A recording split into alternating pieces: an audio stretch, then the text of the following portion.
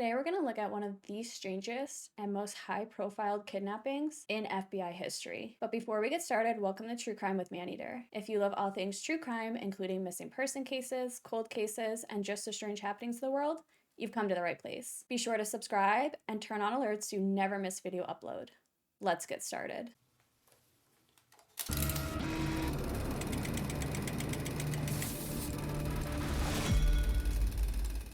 On February 4th, 1974, 19-year-old Patricia Hearst was kidnapped from her Berkeley apartment and would soon learn that a guerrilla left-wing group called the Symbionese Liberation Army, SLA for short, was responsible for her abduction. The only thing is, Patty Hearst herself would become part of the SLA and a wanted criminal. Patricia Hearst was born on February 20th, 1954 in San Francisco, California. Her father was Randolph Apperson Hearst and her mother, Catherine Wood Campbell. Her grandfather was this media tycoon. He owned tons of newspapers and news stations and things like that, so she came from a very wealthy family. But her parents really never considered it necessary to have personal security.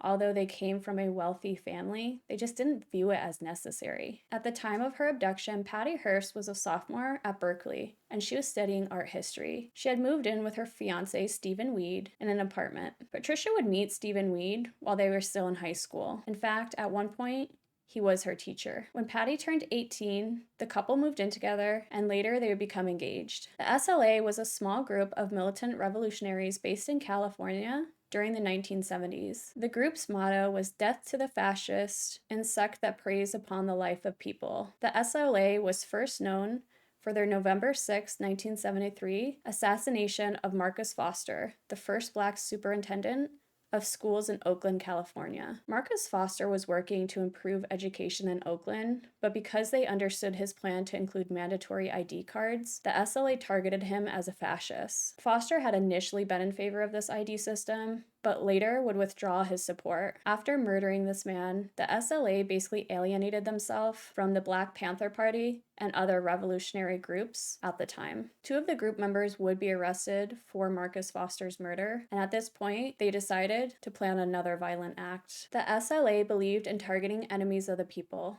They wanted to attack the media empire, and they had a significant issue with her grandfather, who used his media empire for political and economic power. It seemed that he was everything the group hated. The group also noted that they never wanted to hurt anyone, but more so felt like they were Robin Hood. After dinner, on that night in February, a knock sounded at the couple's front door. When they went to look, they saw a woman who was basically covering her face. Once Steve opened the door to inspect what was happening, he thought maybe she was in a car accident, maybe something happened and she's running away and she needs help.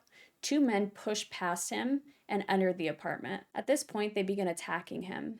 And as they're beating him, somebody is going and looking for Patty, who's also in the apartment. They would kidnap her, and she's being taken out of her apartment, and she's fighting them, and she's screaming for help as they're doing so. 3 days later, the SLA would send a statement denouncing the establishment and claiming Patty Hearst was now a prisoner of war. On February 12th, KPFA radio aired a tape in which Hearst demanded that her family distribute food to the poor in exchange for her release. 10 days later, the family funded a program, People in Need, which would eventually supply food to thousands of people, and it cost about $2 million. Eventually, Patricia Hearst would denounce her parents as pigs and said that she joined the SLA, taking on the revolutionary name Tanya. At this point, Patricia Hearst would go from a victim of a kidnapping to a wanted criminal. They weren't trying to get her back now as this victim, they were going after her as a criminal. In April of 1974, the group would rob a bank, and with them was Patricia Hearst. And as you can see from surveillance footage, she very much was carrying a gun. She went into the bank. She did intend to help them rob it. She was a willing participant because one would assume that had they given her a gun and she was kidnapped, that she could obviously get away. She could harm them if needed, but she could effectively run away from them. On May 16th, the group would attempt to rob a sporting goods store. The day after that, police would find the SLA's central Los Angeles hideout, and battle would basically ensue. Gunfire was exchanged, the hideout went up in flames, and 6 members were killed. Police did believe that Patty Hearst was in that hideout, but it turns out her and another person were watching the events unfold on television from a motel room. Eventually, Patty was captured by the police, and they were going to charge her for robbing a bank and committing other crimes. The SLA and Patty gave two different stories. The SLA would say that after kidnapping Patty, they soon let her kind of join in on the conversation, and she started to believe the things that they were saying. They would say that at some point, they were no longer holding her captive, that they had let her go, but she chose to stay with them and fight. Patty, on the other hand, said that this wasn't true. She said that during her time with the SLA, that they would brainwash her and that they were set on making her an accomplice for their revolutionary and terrorist goals. She said that she was abused both physically and psychologically, and later she was claimed that she was isolated to the point that she felt no one would rescue her. Eventually, various gang members would sexually abuse her. Patty would say that she was constantly exposed to the group's radical beliefs and was forced to record messages that would hurt her loved ones. She said that eventually the brainwashing methods were taking effect, and that's when the SLA released a tape in which Patty, who was using her name Tanya, claimed that she had joined the SLA's fight. And then a few days later, that's when Patty Hearst was spotted taking part in the bank robbery. Shortly after the robbery, another tape was released, and it was of Patty explaining to the group members where her comrades and other criminal actions were necessary to support the gang's plans for revolution. She would call her family's offensive names, and on that tape, she would deny that she was being brainwashed, and she would dismiss this idea as ridiculous. And she kept reiterating that she was a soldier of the People's Army. Although Patty kept saying that she wasn't brainwashed and that she had joined this, people really didn't believe it. Patricia Hearst was a completely different person before she was kidnapped. Some people would theorize that she fell in love with one of the gang members named Cujo, who was mentioned numerous times on the tape, while others theorize that perhaps she joined them out of fear or because she was brainwashed and radicalized. They did charge Patricia Hearst, and the trial was incredibly long. She did have a great attorney. He had defended people like the Boston Strangler and Sam Shepard. Unfortunately, she was still found guilty by the jury and sentenced to 7 years in prison. The jury just couldn't believe that she was brainwashed enough to go along and commit crimes.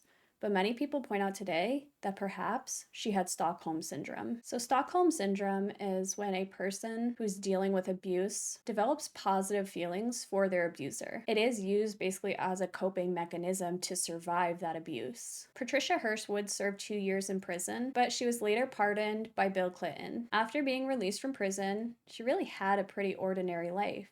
She became an actress. She would marry her former bodyguard, and they would have 2 children together. When Patricia Hearst was arrested, her weight had dropped to about 87 pounds. She was described by psychologist Margaret Singer in October of 1975 as a low IQ, low effect zombie. And then shortly after her arrest, doctors did record signs of trauma. Her IQ was measured as 112, whereas it had previously been measured at 130. She had huge gaps in her memory regarding pre-Tanya life. She was smoking heavily and had nightmares. Also, when you go through trauma, it is quite normal to have large gaps in your memory and to not remember things. Patricia Hearst would write in her memoir, "I spent 15 hours going over my SLA experiences with Robert J. Lifton of Yale University. Lifton, author of several books on coercive persuasion and thought reform, pronounced me as a classic case, which meant all that psychological criteria of a coerced prisoner of war. If I had reacted differently, that would have been suspect," he said. This case is interesting in the fact that many people were divided. Some believe that she did, in fact,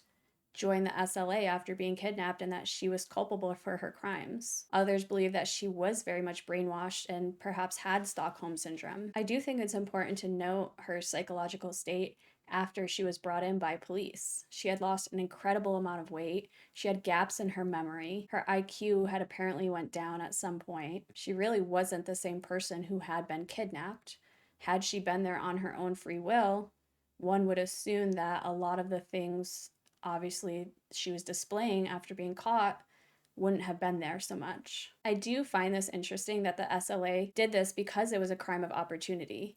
Apparently one of their hideouts was close to her apartment, and they just realized the connection and thought, this will get us what we want. I think it's easy to judge and say that she knew what she was doing and that she robbed this bank and, she was on the run with these people. I think it's harder to look at it from a psychological standpoint and say, perhaps she really was tortured and abused and, significantly damaged by trauma and brainwashed.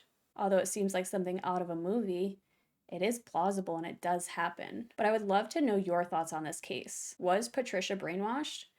Or did she effectively join this radicalized group and get away with her crime? But that's it for today, guys. If you like this video or any other video on my channel, be sure to subscribe and turn on alerts so you never miss a video upload. If there's a case you'd like me to cover, pop it in the comments below and I'll be sure to get to it. In the meantime, check out some other videos on my channel while you wait for the next upload, and I'll see you then.